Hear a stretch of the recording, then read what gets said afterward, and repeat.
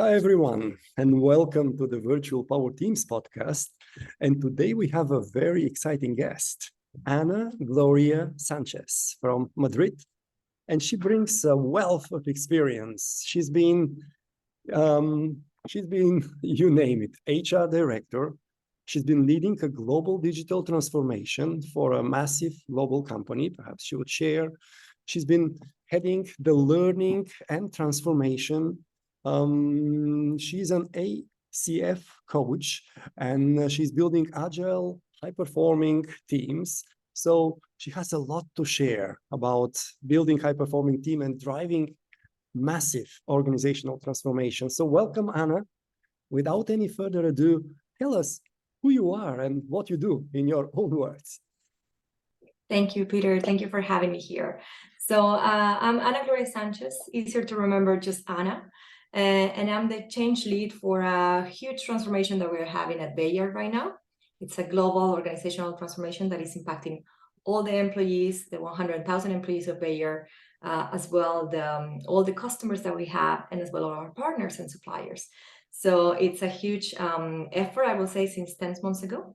And I have been with Bayer as well, leading the digital transformation for consumer health from the people perspective. That was my former role that I stayed there with 2.5 years. And my previous experience was 13 years spent at L'Oreal in the cosmetics group, always with different HR roles, but with an interest in agile and cultural transformation since some years ago. Excellent, excellent. So tell us, when was this defining moment in your life when you decided, I want to become HR, I want to drive transformation? What happened, if you could remember?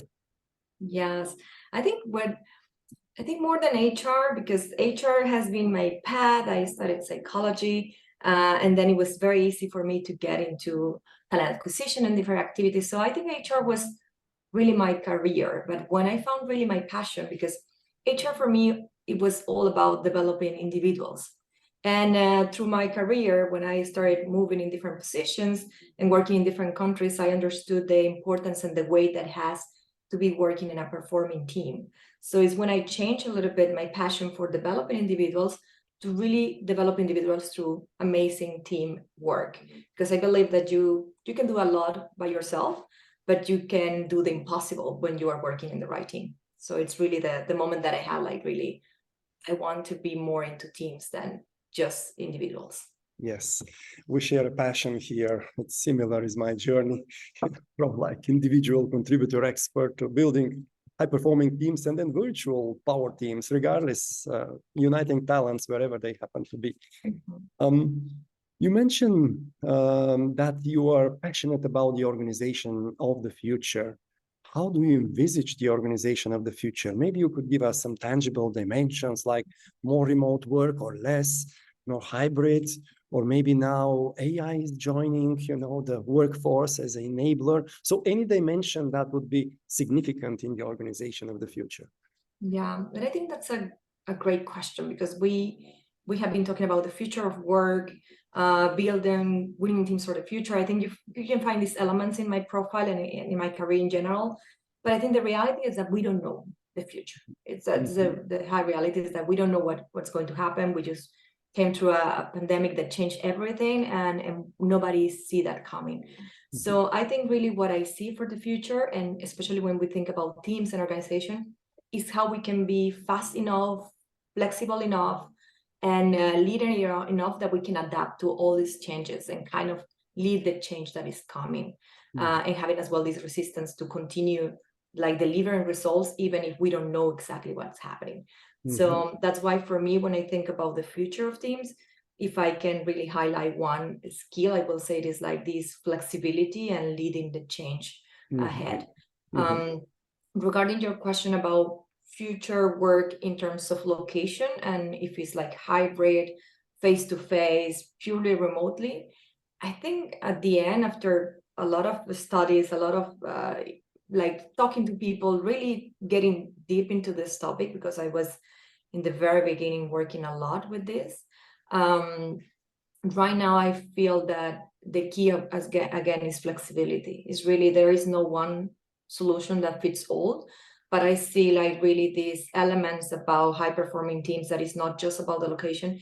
It's more about having the conversations that we are not talking as a team, like how we work together, what is working for us, and as well integrate these personal preferences in a way that technology is helping us to foster these. So I see all, in a summary, I see all regarding flexibility, but with the right basis on maturity, and have this conversation as a team, and as well powered by the technology that we use. Excellent. And you mentioned technology several times, and we will drive down. But let me ask you. Now we have with generative AI and particularly ChatGPT, a bit of a hype. You know, people see, you know, how technology can respond in a very human way. What would be your take? Again, you take your crystal ball without any, we wouldn't hold you accountable for what you say. But how do you think this will shape up? Do you think that like AI will become like a fully fledged team member and we have to integrate and involve in decision making? Or is just enabler for productivity, or any other scenario that you can imagine? How do you see integrating AI in people in even more powerful teams? Yeah, I think the question, and I hate to give you this answer, is that we don't know yet. So I think it's early, but I think for me it's a great takeaway, and it's what I was mentioning with the pandemic.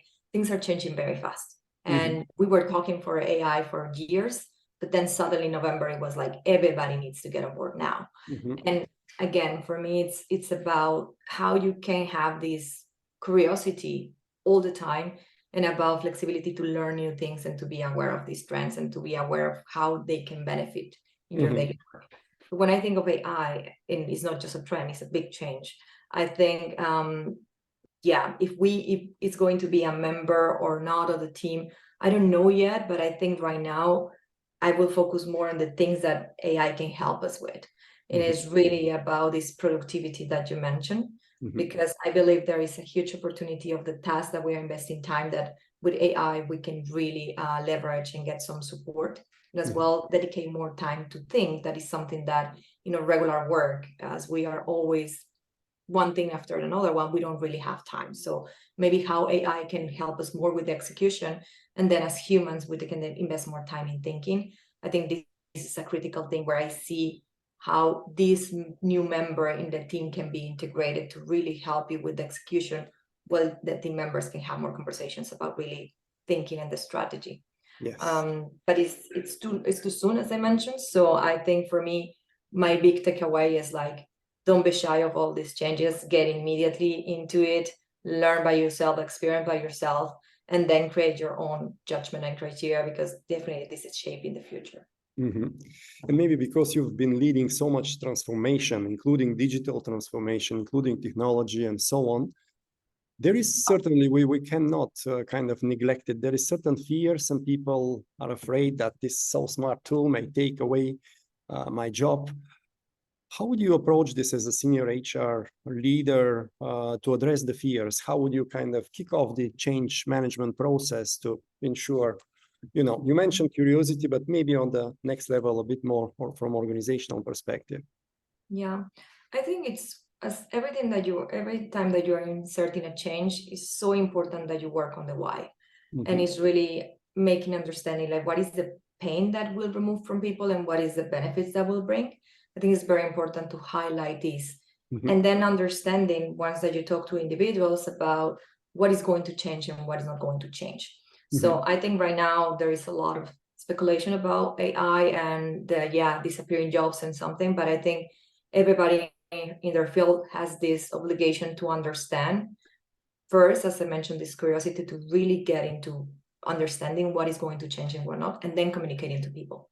Because the only way that I see that you can like mitigate the fear is addressing it. It's talking about it. It's making understandable what is going to change, what is not, and then start looking for solutions and alternatives. Because I mentioned, I think immediately we think like, yeah, jobs that will be taken over by AI.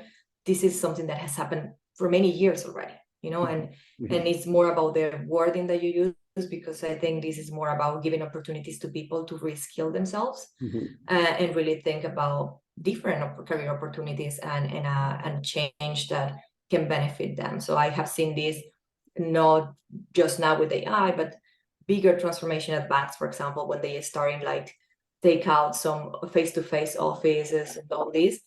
But a good change process usually invested really in reskilling the people. So it was not laying off the people, but more ensuring that they have a career and where they can use their previous skills, inserting with new ones that they are more into the new world. And I see this as a true commitment of change management. Excellent, excellent. Thank you for the pragmatic insights. Now, we've met in Barcelona a few weeks ago on an event, and you were presenting there, speaking on things that you implement in Bayer. And it was about very high-performing agile teams, but also very pragmatic ways, to run meetings, make decisions, all these nitty-gritty things that make a difference between high-performing team and just a group of people. Can you shed some light on this? Maybe some examples, some best practice? And I loved your question, Peter, because as I always said, that's not my job, it's my passion and my hobby.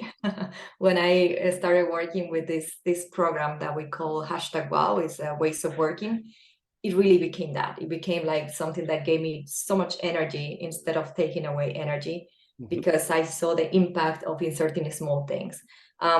First, disclaimer is like, I'm not an agile coach. I'm like, really, I haven't been like working or being trained on agile. It's just more like I have experienced agile in firsthand in the past years, and I'm become more and more passionate about it, but I cannot call myself a Scrum Master or agile coach. I really respect the profession. I think you need to be really, really prepared for it. It's more that as a way to really insert agile in our company, we definitely saw an opportunity to insert like a very simplified agile ways of working. So really we are running, for example, retrospectives, check-ins, a fast decision-making process. So we are bringing like very, very simple tools that can help teams to work better together. And connecting to what I said before, a little bit of my moment where I switch a little bit from individuals to teams was really related to this program, because I found the inclusion that you can have when you are focusing to tools that you can bring to individuals, because to teams, because at the end, we all are part of a team. You can be a leader or you can be just a team member, but at the end, everything that we do most of the times is between a team. So the fact that we are giving tools for teams to work better together, it really made my life like really a passion, I would say, one conversation at a time. Yes, and I felt your passion firsthand, and that's why we are talking today. But please give us one example. You had a beautiful mascot, or some of the mini effective processes that you did in the meetings. The devil is in the detail, but the delight is also in the detail. Give us some little delights. Yes. I think two of my, and I have many, and I always said like, this is my favorite, but then I go to another audience and say, this is something that I really like to. I think one simple thing, because the first thing that we did with the tools is that we didn't invent the tools and broke the tools. It's more, we had experiments. So we have teams really having very clear goals within 12 weeks. And we were working with them, trying to coach them and insert new practices and new tools that can make them. So they really select those that make sense for our culture that we have at Bayer. And then we, as well, at one point, we didn't need to be like coaching them with the tools, but more having these internal coaches that they can like further develop these. So we call it like #Wow coaches, but more like coaches, multipliers really of these practices. And one of the things that we use, and is very simple, was brought by one of these multipliers, because they were experimenting different things in the team. And I don't know if you have seen, but there are like Sesame frames for Agile in general. So you have like Sesame Street characters that you can use for Agile meetings. And one of them is Elmo. Because Elmo stands for, the red character stands for enough, let's move on. And it's a good timekeeper that you can use in your meetings. And it was very simple. We start bringing Elmos in our meetings, but the important thing is that it's not a timekeeper that will tell you like, 2 minutes, and then put in a stress, just 2 minutes left or something. It's more really a self-regulator for the team, that you hold it, you show, and you say like, guys, we are behind 5 minutes. What do we do with the time? how do Yes. you want to prioritize the agenda? So it's really our tool to really watch out. So this is one of the ones that I love, but we have many others that they are amazing. Yes. Is there any resource? I know it's a bear, but is there any resource we could share with our audience about, some of those resource?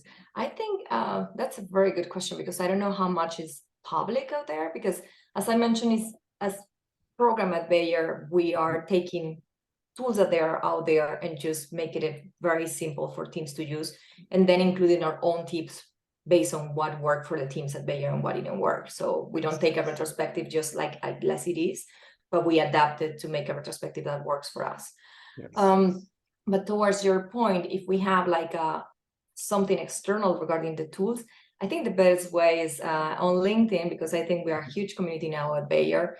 You can check the log, the hashtag wow, wow, so WOW, and I'm sure that you can find many posts and many things that we are doing around, because our people are more and more sharing externally about the different teams that we are coaching and inspiring. So sometimes we show more about the tools as well. Excellent. Elmo, enough. Let's move on. Elmo is one, a sticky one. Yeah. Okay, fantastic. So tell me, please, because it's a virtual Power Teams podcast, and now virtual includes even the AI as a key enabler. But what was your most exciting or most exotic experience working in virtual or remote teams? Okay, exotic experience. That's a good one. No, I think in general, since I joined Bayer in February 2020, and I relocated in Switzerland. So it was, as you can imagine, a lot of emotions, many changes. I was taking a new job, we were relocating, and I was working in a global role as well. So many people not living there. So we needed to adjust very quick to this, like fully remote, because it was not hybrid at that point. It's like fully remote. And then the team that we were driving this cultural transformation, it was like when hashtag wow was born. It was very funny because all the tools and everything that we planned was to be face-to-face. And this was so February 2020, we have like a huge kickoff with all our leaders to introduce the tools a little bit, experiments. We did the pitch to get the experiment teams. So everything was planned to be face-to-face. And then quick enough, we needed to pivot. And for me, it was a great experience how fast these tools prove that they can adapt to any environment. And then you can use it, because one of the tools is very simple. It's called Rounds, and it's basically just to ensure that you are having balance the voices in the meeting. So for example, let's say that we are 5 people here. So we bring, for example, a check-in question, and we ensure that we all listen to each other without any interruptions. And then, so we do it for check-ins, for closing meetings, for problem solving, for agenda making. But then during the pandemic, we brought these check-in rounds to have like very, very deep conversations around mental health. And really was like, let's do a check-in and let's just bring a question that is, so how are you today? But really mentally and physically. And we're going to listen to each other, how we're doing. And it's a way to connect differently. So I felt that really during the pandemic, my team experience totally changed, because dramatically we start investing time in getting to know each other and listening to each other, and not jumping immediately into let's do the work. Absolutely. This is pretty much in line with the virtual Power Teams methodology and the 10 big rocks. Number 1 is personality and focus. And we make sure in advance, we deep dive in personality. And then every time we get together, we have a meaningful check-in. So thanks for sharing this. Maybe last question. We covered the organization. Usually the last question, what is the future of virtual teams? But you spoke about the organization of the future. So let me ask you, what is your number 1 advice of people, managers now stepping and leading remote, maybe fully remote or hybrid team? What would be your number 1 leadership advice? Yeah, I think something that I didn't mention is that early this year, I took another coaching certification, but more systemic coaching, because I was executive coach before.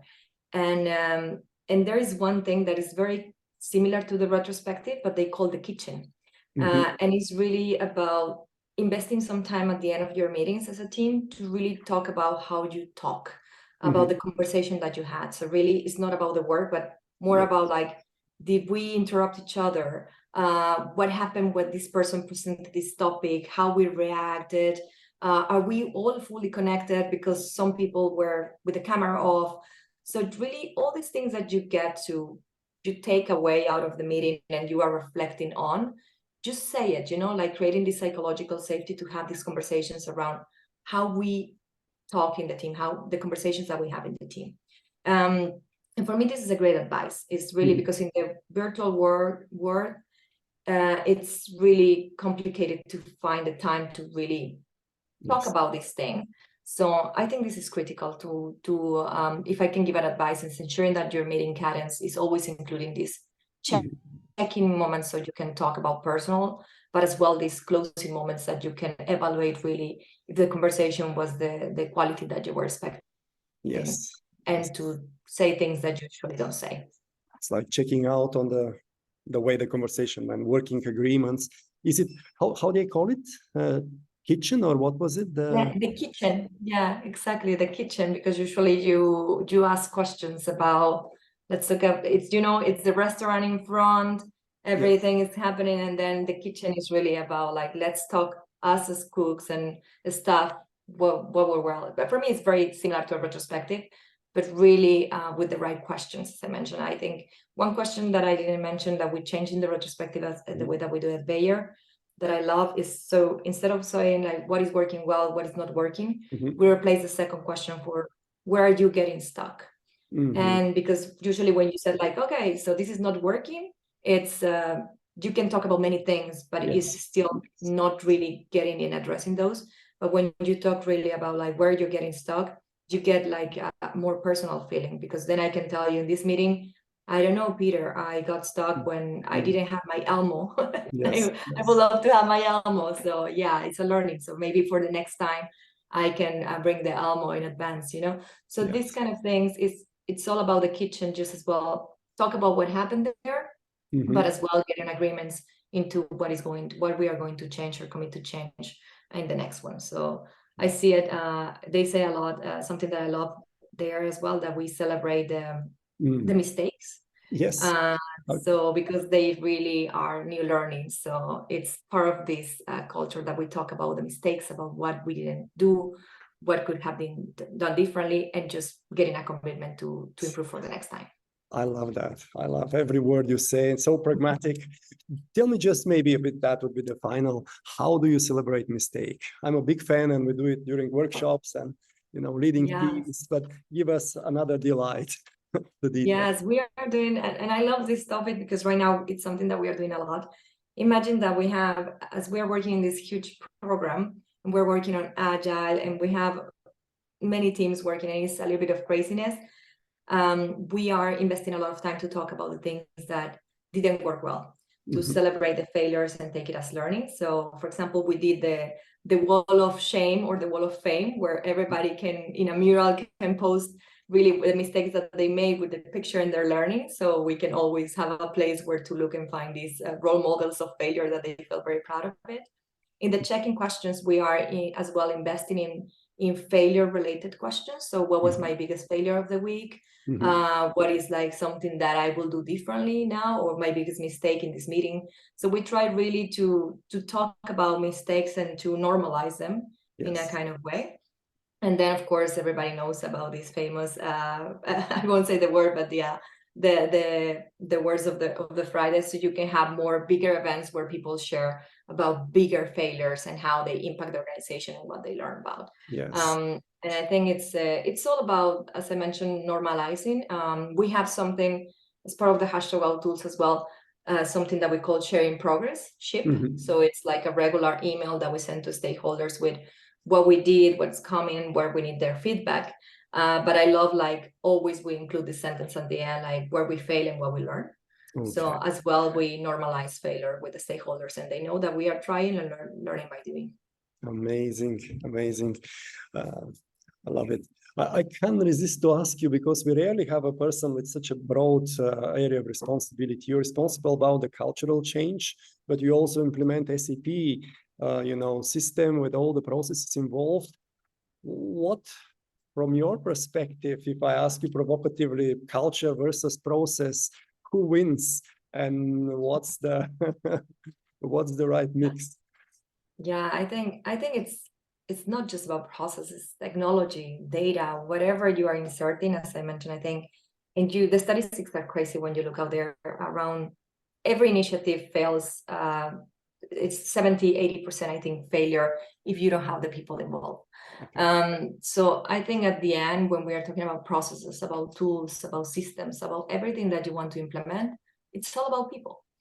Because they need to follow and they need to buy in on your solution. Otherwise, I can give you the biggest and the better car and Ferrari, and then you can, but if you are not fully into it, you can just not drive it. Yes. So I think it's the same with tools and processes. You can give me a super nail sharp process, but if people are not on board, you cannot move forward. So culture, even over processes, for sure, always. Yes. Thank you so much. It's been amazing. Hopefully, in a certain period of time, we could have you again as a guest as you make pragmatic progress. But thank you so much and all the best. Thank you, Peter. Thank you for the invitation. I'm looking forward to connect with your audience and learn by doing and learn from others, because I think we are all learning by doing right now. So it's great to share our experiences as well. Thank you.